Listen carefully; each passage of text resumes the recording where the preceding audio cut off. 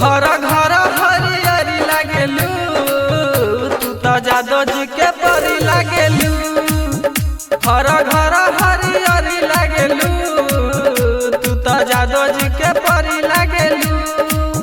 तोहर रूपावा के जोरा नइखे, जरे वाला मर करी लागेलू।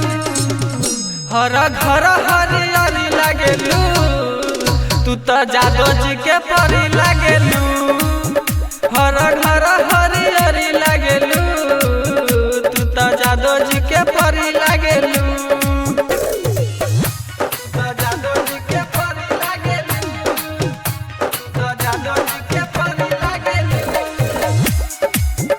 हर घर हरियरी लागेलू, तो जादो जी के परी लागेलू। तोहरा के देखी जे पागल हो जाई, चंदो से सुनर बाटे सुघराई। तोहरा के देखी जे पागल हो जाई, चंदो से सुनर बाटे सुघराई। तोहर होठवा लागेला रसदार, सहिए में रस भरी लागेलू। हर घर हरियरी लागेलू, तू तो जादो जी के परी लागेलू। हर घर हरियरी लागेलू, तू तो जादो जी के परी लागेलू। जादो जी के परी लागेलू, तो जादो जी के परी लागेलू।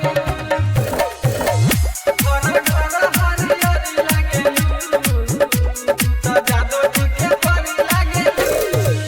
करलू कातिल नजरिया से घायल, बर मचा दिहल दिल में तबाही।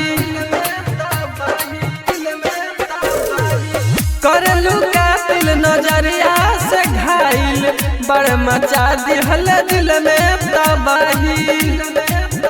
कहीं रोहित राजधानी का अंकुश, असुधा बुध के कगरी लागेलू।